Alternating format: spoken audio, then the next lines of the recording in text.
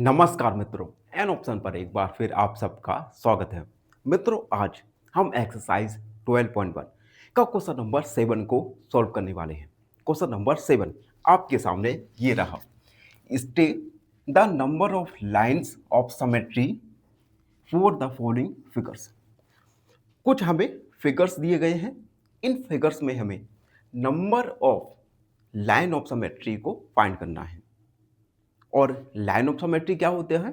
Line of symmetry होता है जिससे एक लाइन होता है जिससे एक फिगर को हम टू आइडेंटिकल फिगर्स में पार्ट्स में काट सकते हैं।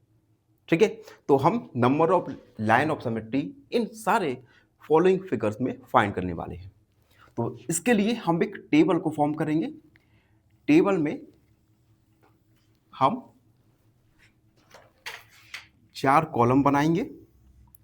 फर्स्ट कॉलम में हम लिखेंगे सीरियल नंबर। सेकेंड कॉलम में हम लिखेंगे फिगर्स जो हमें गिवन है। अगले कॉलम में हम लिखेंगे सिमेट्री, फिगर ऑफ सिमेट्री, या सिमेट्री अकेला भी लिख सकते हैं। और इसमें लिखेंगे number of line of symmetry, lines of symmetry. तो ये हमने एक टेबल बना दिया। ठीक है, तो एक एक करके हम सारे फिगर्स को लेंगे और उसके लिए number of line of symmetry को फाइंड करेंगे। तो फर्स्ट है हमारा, पहला है एन इक्वलेटरल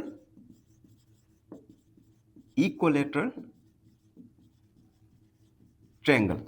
अब देखो, इक्वलेटरल ट्रायंगल क्या होता है? जिसमें एक ऐसा ट्रायंगल जिसमें सभी साइड इक्वल हो, उसे हम इक्वलेटरल ट्रायंगल कहते हैं।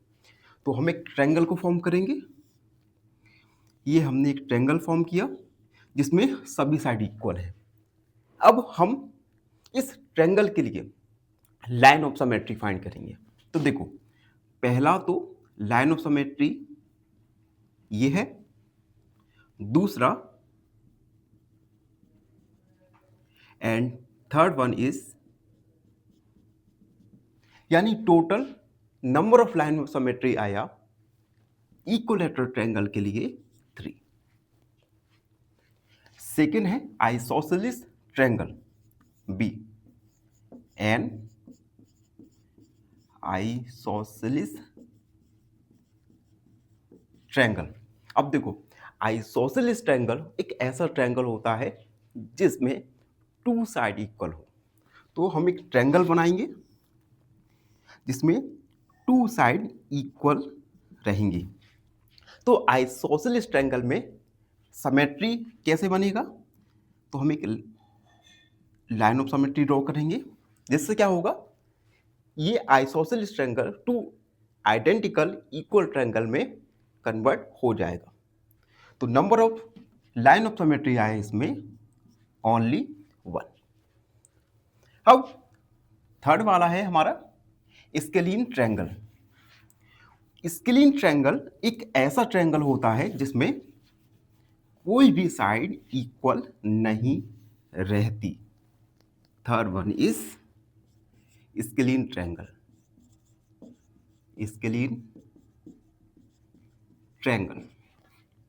तो एक हम डायग्राम बनाएंगे। ये बनाया हमने स्केलीन ट्रायंगल। अब देखो, स्केलीन ट्रायंगल में लाइन ऑफ सिमेट्री होगी 0, क्योंकि हम स्केलीन ट्रायंगल को टू आइडेंटिकल ट्रायंगल में पार्ट्स में डिवाइड नहीं कर सकते। और जब डिवाइड नहीं कर सकते तो number of line of symmetry होगा 0 फॉर स्केलीन ट्रायंगल। उसके बाद डी है स्क्वायर। तो एक स्क्वायर फॉर्म करेंगे। स्क्वायर में ऑल साइड्स आर इक्वल होती हैं। तो इसमें लाइन ऑफ सिमेट्री ड्रॉ करेंगे। तो ये हुआ फर्स्ट, सेकंड, थर्ड एंड 4। तो number of line of symmetry आया 4। उसके बाद ई है रेक्टेंगल, ए रेक्टेंगल। तो रेक्टेंगल एक क्लोज्ड फिगर होता है जिसमें अपोजिट साइड्स इक्वल होती है। तो हम रेक्टेंगल के लिए लाइन ऑफ सिमेट्री ड्रॉ करेंगे। तो फर्स्ट एंड सेकेंड, तो number of line of symmetry आया फॉर रेक्टेंगल 2। ठीक है, तो रेक्टेंगल कंप्लीट हुआ। अब अगला है रोम्बस।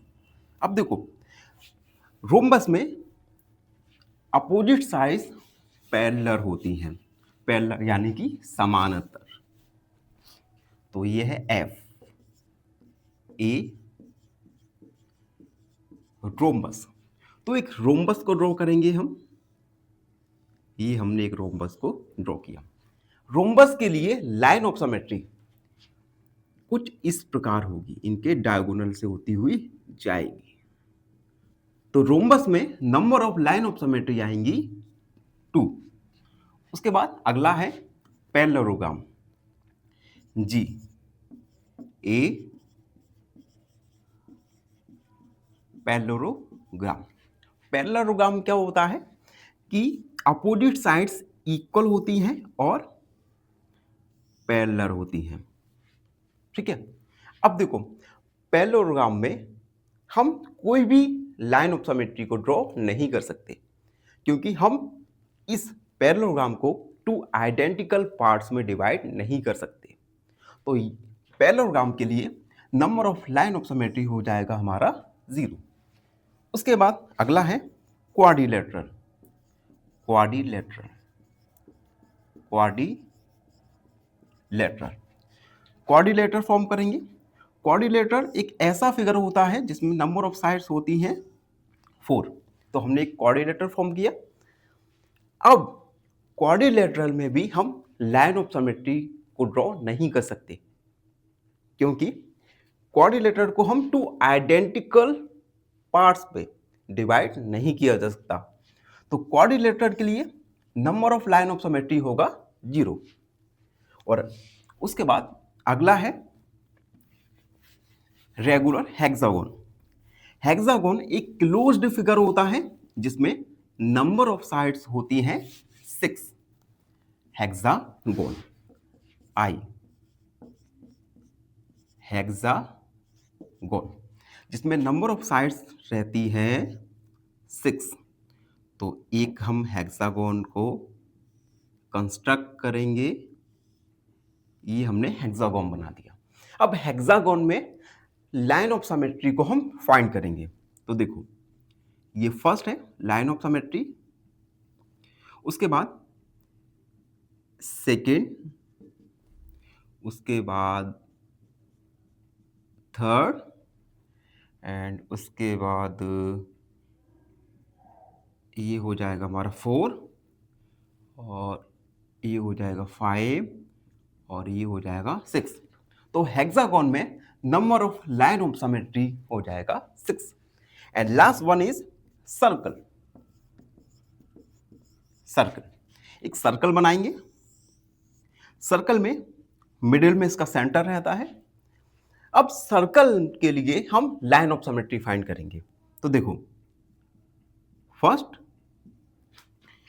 सेकेंड, उसके बाद थर्ड, 4, 5, 6, 7, 8, 9, 10। तो सर्कल के लिए number of line of symmetry होगा इनफिनाइट, क्योंकि सेंटर से जाती हुई कोई भी लाइन इस सर्कल को 2 आइडेंटिकल पार्ट्स में डिवाइड करेगी। तो एक बात याद रखना, सर्कल के लिए number of line of symmetry होगा इनफिनाइट। और मे बी ऐसे क्वेश्चन, छोटे मोटे क्वेश्चंस 1 मार्क्स के क्वेश्चन बन जाते हैं। ठीक है, तो सर्कल के लिए number of line of symmetry होगा इनफिनाइट। तो ये था क्वेश्चन नंबर 8 का सॉल्यूशन, जिसमें हमने फॉलोइंग फिगर्स के लिए number of line of symmetry को फाइंड किया। आई होप क्वेश्चन 7 का सॉल्यूशन आपको अच्छे से समझ आ गया होगा। फिर भी कोई डाउट रहता है, कोई भी क्वेरी है, तो उसे कमेंट में लिख दीजिए और हमारे चैनल को सब्सक्राइब कीजिए। धन्यवाद हमेशा। फाइनली एक क्वेश्चन पूछूंगा आपसे। क्वेश्चन है, if 15 ratio x equal x ratio 60 then x equal option A 20, option B 25 या ऑप्शन सी 30। इस क्वेश्चन का आंसर कमेंट सेक्शन में जरूर लिखिए। बने रहिए हमारे साथ एन ऑप्शन पर। धन्यवाद।